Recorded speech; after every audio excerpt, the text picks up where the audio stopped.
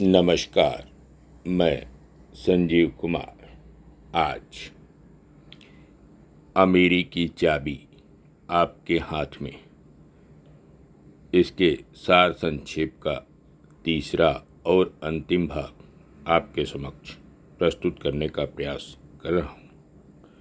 इस अद्भुत पुस्तक के लेखक हैं नेपोलियन हिल।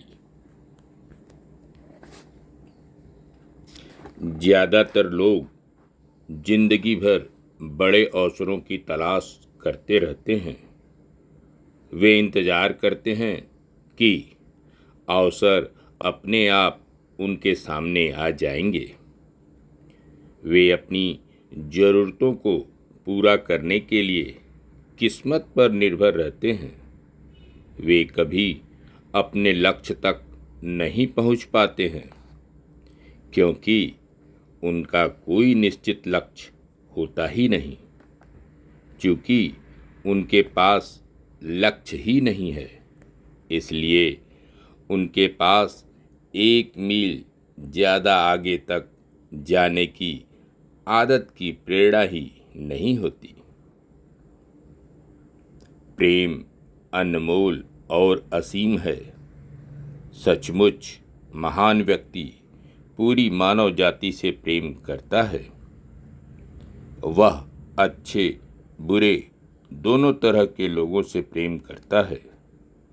वह अच्छे लोगों को गर्व, प्रशंसा और खुशी से प्रेम करता है।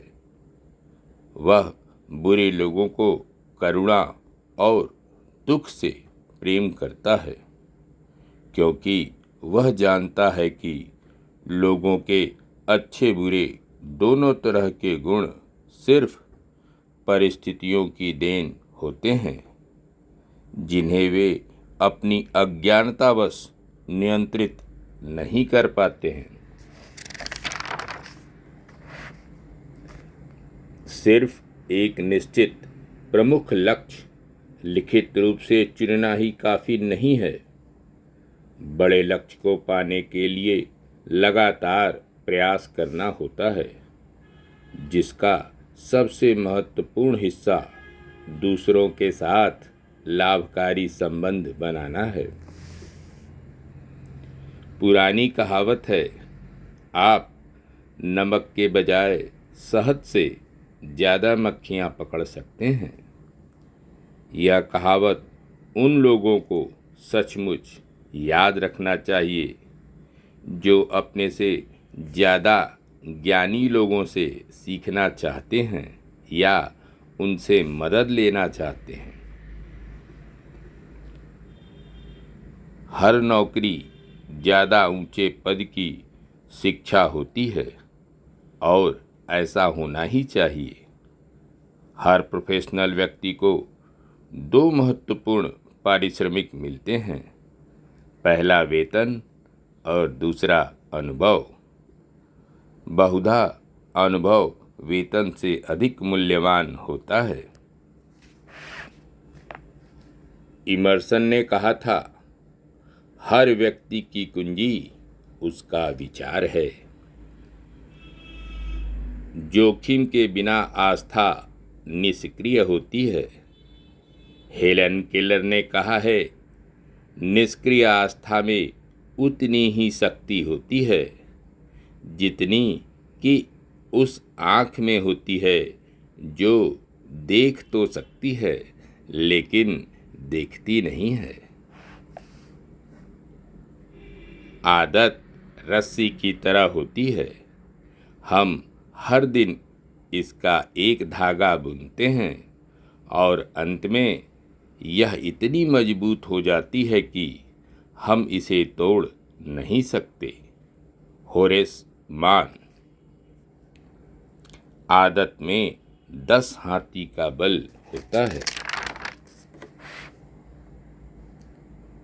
आदत की ब्रह्मांडीय शक्ति के द्वारा ही हर प्राणी अपने परिवेश के अनुरूप ढल जाता है। इससे यह स्पष्ट हो जाता है कि सफलता अधिक सफलता को आकर्षित क्यों करती है और असफलता अधिक असफलता को आकर्षित क्यों करती है? एक महान दार्शनिक ने कहा था, मैं इस नतीजे पर पहुंचा हूं कि गरीबी या बीमारी को स्वीकार करना आस्था के अभाव का सूचक है। स्वेच्छा से सकारात्मक आदतों का निर्माण करने के लिए आत्म अनुशासन, लगन, इच्छा शक्ति और आस्था के प्रयोग की जरूरत होती है।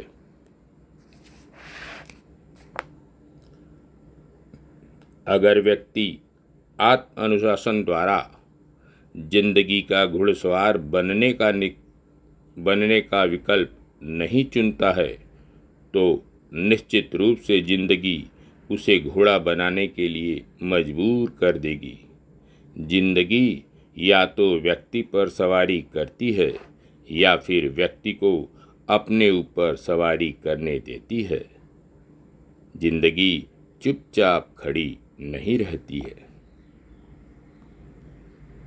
सभी लोग शारीरिक और मानसिक स्वतंत्रता चाहते हैं, लेकिन यह उसी अनुपात में मिलती है जिस अनुपात में व्यक्ति अपने अहम का विकास और प्रयोग करता है। अहम सबसे बड़ा वरदान है या सबसे बड़ा अभिशाप? यह इस बात पर निर्भर करता है कि व्यक्ति उसका कैसा प्रयोग करता है। अहम विचार की आदतों का महायोग है, जिसे आदत की ब्रह्मांडीय शक्ति के नियम द्वारा स्थायी तथा स्वचालित बना दिया गया है।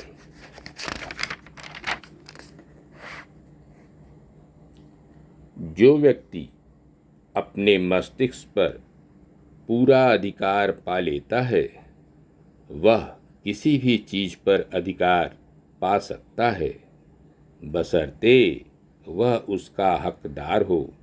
Andrew Carnegie. जब अमीरी के दरवाजे की चाबी हम आसानी से पा सकते हैं, तो फिर हम क्यों खुद को कैदी बना देते हैं और जिंदगी को जेल? गरीबी की जेल, बुरी सेहत की जेल, डर की जेल, शारीरिक और मानसिक स्वतंत्रता की चाहत सभी लोगों में होती है, लेकिन बहुत कम लोग इसे हासिल कर पाते हैं। कारण यह है कि इसकी तलाश करने वाले ज़्यादातर लोग हर जगह इसे खोजते हैं, सिर्फ वहीं नहीं खोजते जहां यह होती है। यह अमीरी की चाबी इंसान के अपने मस्तिष्क में होती है। मस्तिष्क की शक्ति का समुचित दोहन सिर्फ एक ही माध्यम से किया जा सकता है, कठोर आत्म अनुशासन। जो व्यक्ति आत्म अनुशासन के द्वारा खुद पर विजय पा लेता है, उस पर दूसरे कभी विजय नहीं पा सकते। आप जहाँ हैं और जो हैं, विचार की आदतों के कारण हैं। अपनी इच्छा की पूरी शक्ति को बाहर आने दें और अपने मस्तिष्क का पूरा नियंत्रण अपने हाथ में ले लें। यह आपका मस्तिष्क है। यह आपको इसलिए दिया गया है ताकि यह सेवक की तरह आपकी इच्छाएं पूरी करे।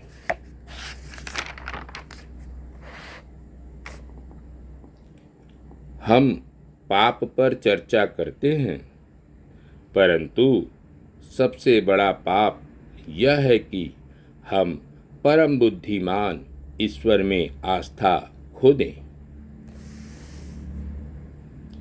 चेतन मस्तिष्क व्यक्ति के नियंत्रण में होता है। अचेतन मस्तिष्क असीम बुद्धि के नियंत्रण में होता है और यह अचेतन मस्तिष्क असीम बुद्धि व चेतन मस्तिष्क के बीच संप्रेषण का माध्यम होता है। एंड्रयू कार्नेगी ने कहा था, इच्छा शक्ति एक प्रचंड शक्ति है जो असफलता जैसी किसी वास्तविकता को नहीं पहचानती है। अमेरिकी सुप्रीम कोर्ट के न्यायाधीश ब्रांडिस की बात याद रखने योग्य है। उन्होंने कहा, मस्तिष्क हाथ की तरह होता है। इसका विकास तभी होता है जब इसका उपयोग होता है। Sky is the limit. Andrew Carnegie स्पष्ट कहते हैं कि हमारी सीमाएं सिर्फ वहीं होती हैं जिन्हें हम अपने मस्तिष्क में खुद बनाते हैं। धन्यवाद। नमस्कार। मैं संजीव कुमार।